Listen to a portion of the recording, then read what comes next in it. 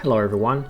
Before the video starts, be sure to tap the like button, subscribe and hit the bell to stay up to date with everything I'm doing on my channel this coming year. When the perfect trio is created, you have to take all sorts of factors into account.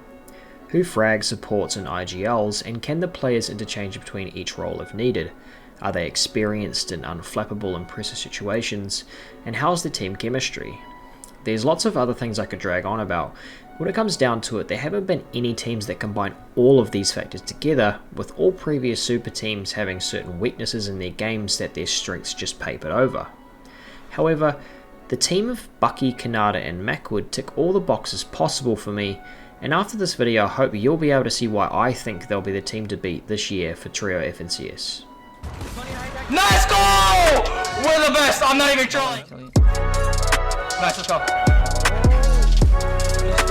35 on him. Nice, let's go.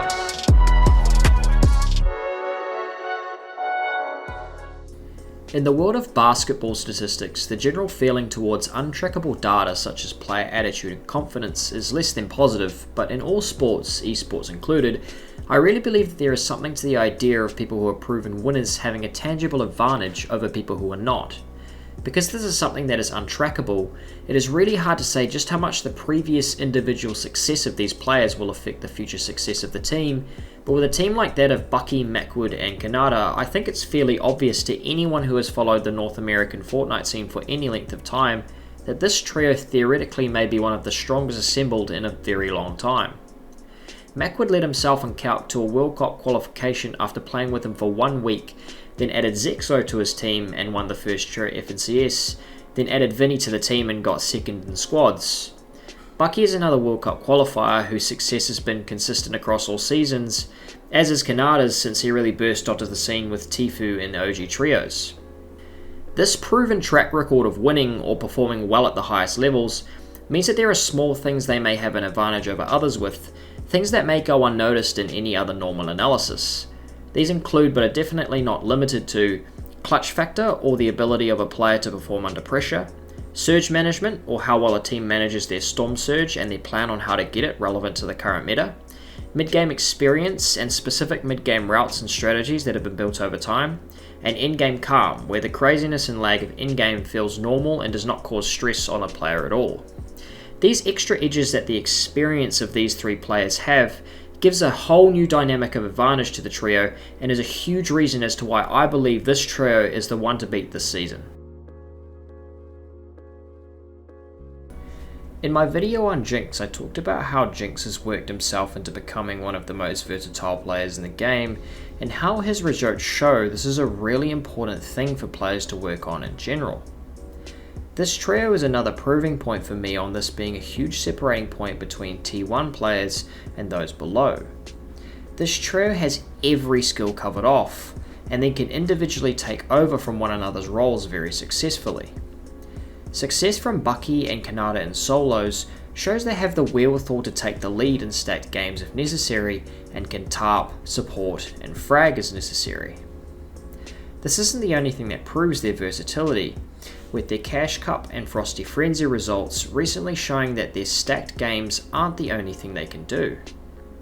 In recent second place Cash Cup, they somehow managed to put together 120 elims, and over the 4 final sessions in Frosty Frenzy, they somehow managed to put together 364 elims as they made their way to 1st, 2nd, 4th, and 17th over those respective games.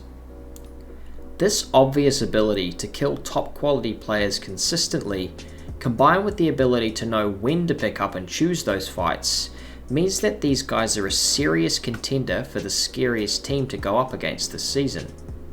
Their combined knowledge and experience, which will make them all very well-rounded stacked game players, is another huge reason I think this team is the team to beat this FNCS. You may have noticed earlier I put a bit more focus on Macwood's results, and the reason for that is because this season is the season for IGLs to prove their worth. With the removal of Rift Fish and Shockwaves, the amount of RNG in the game has reduced quite markedly in-game.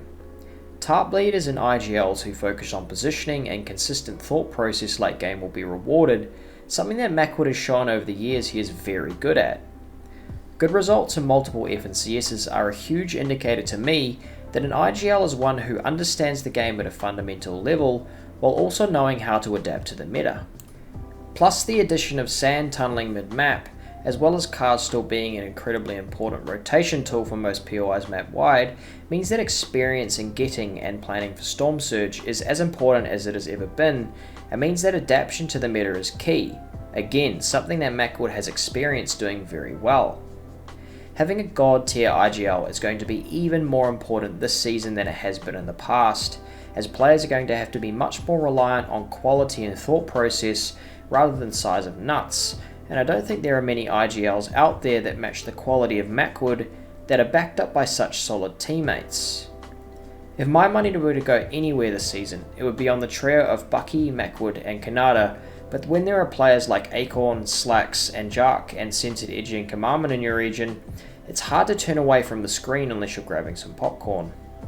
This season will be one of the better ones we'll have in our small mark on the gaming landscape, so buckle up and enjoy the ride.